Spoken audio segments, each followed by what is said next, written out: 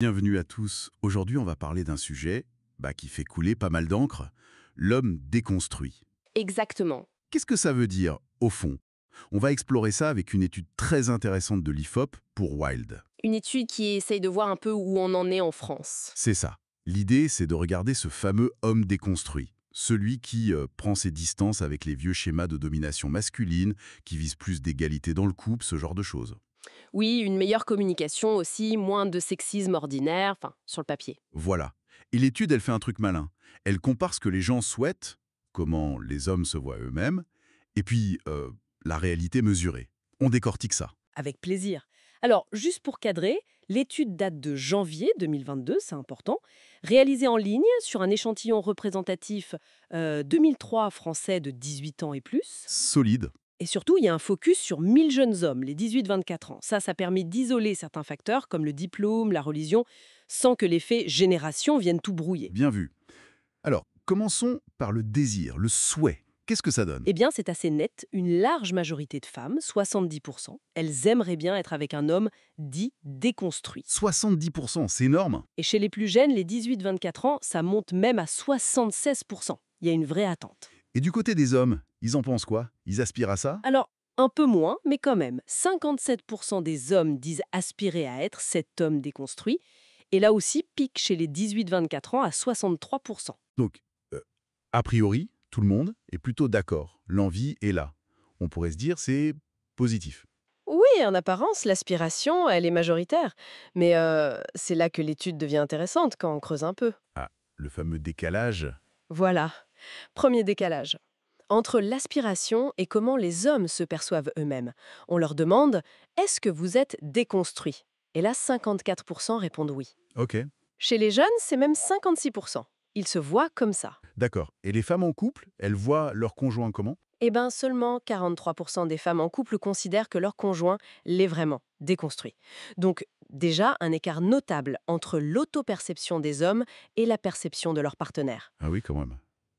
On passe de plus d'un homme sur deux qui se voit déconstruit à moins d'une femme sur deux qui le voit comme ça chez son partenaire. C'est ça, mais ce n'est pas tout.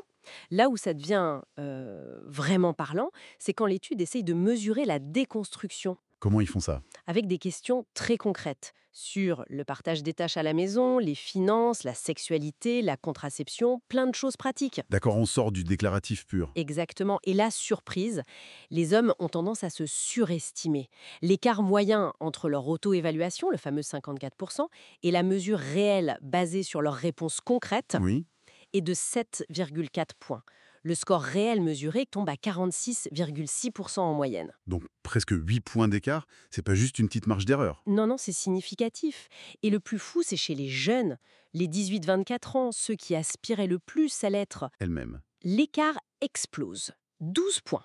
Ils sont 56% à se dire déconstruits, mais seulement 44% le sont, selon les critères mesurés par l'étude. C'est paradoxal ça. Comment on explique ça? C'est le paradoxe, oui. Ils sont même en moyenne moins déconstruits que l'ensemble des hommes, surtout sur certains aspects, Ah bon? Lesquels? particulièrement sur les questions liées à la sexualité. Leur score est inférieur de 4,3 points à la moyenne de tous les hommes. Incroyable. Alors justement, donnons des exemples concrets de ces transgressions, on peut dire ça, surtout chez ces jeunes hommes. Oui, parlons concret. Par exemple, l'argent, le travail. 12% des 18-24 ans refuseraient d'avoir une compagne qui gagne nettement plus qu'eux. Oui, le symbole du pourvoyeur. Toujours présent. Et 33%, un tiers quand même, refuseraient d'arrêter de travailler pour s'occuper des enfants, même si leur compagne gagnait plus. Le partage des rôles traditionnels à la vie dure. Très dur. Payés au restaurant, 14% refuseraient que ce soit généralement leur compagne qui paie. D'accord. Et au-delà de l'argent et du foyer, Mhm. le corps des femmes, par exemple. Alors là, c'est assez frappant aussi. Environ 40 à 50% de ces jeunes hommes disent qu'ils refuseraient d'avoir des rapports sexuels avec une femme qui a des poils. Quel poil. ACL, la jambe. Oui, ACL, jambe ou un pubis jugé non entretenu. C'est très normé. Waouh. Et ce n'est pas tout. 36% refuseraient une compagne en surpoids. 25% refuseraient qu'elle sorte seule en robe courte. Il y a une forme de contrôle qui persiste. C'est édifiant. Et dans l'intimité, la sexualité même. Les résistances continuent. 17% refuseraient de partager les frais liés aux règles ou à la contraception féminine. Ah ouais. 32% refuseraient de prendre en charge une contraception masculine régulière, si elle existait et était fiable, bien sûr. D'accord. Et sur les pratiques sexuelles elles-mêmes, 42% refuseraient d'avoir majoritairement des rapports sans pénétration. La pénétration reste centrale, donc. Très central. Et un chiffre qui m'a marqué, 75%, trois quarts, refuseraient des pratiques qui impliquent le plaisir prostatique pour eux-mêmes. Donc même leur propre plaisir s'il sort du schéma classique. Exactement. Ça touche à des tabous très forts sur la masculinité, la virilité perçue. Bon, tous ces chiffres, ça illustre bien cette tension entre un idéal affiché, l'envie d'être moderne, et puis la difficulté à lâcher des normes très très ancrées. C'est tout à fait ça. Normes liées au pouvoir économique, domestique, au contrôle du corps féminin et à des schémas sexuels très précis. Et j'imagine que tout le monde n'est pas logé à la même enseigne. L'étude montre des différences. Oui, absolument. Ce n'est pas un bloc uniforme. Le niveau de déconstruction mesuré varie beaucoup selon, par exemple, le positionnement politique, Logique. l'affiliation religieuse joue aussi, ou encore le fait de se sentir ou non féministe. Ce sont des facteurs qui influencent clairement la capacité à remettre en cause ces normes. D'accord. Donc, si on devait résumer un peu tout ça, qu'est-ce qu'on retient? On retient qu'il y a, oui, une aspiration majoritaire à la déconstruction, un souhait d'aller vers plus d'égalité. Ça, c'est clair. Mais, Mais il y a un fossé, un vrai fossé, entre ce souhait, l'image que les hommes ont d'eux-mêmes, et leurs actions concrètes, leurs dispositions réelles à changer. et ce fossé est particulièrement visible chez les plus jeunes hommes, paradoxalement. Oui, c'est ça qui est troublant. Ils semblent attachés, peut-être plus qu'on ne le pense, à certaines prérogatives masculines traditionnelles. Alors, ça soulève une question intéressante, pour finir, non? Tout à fait.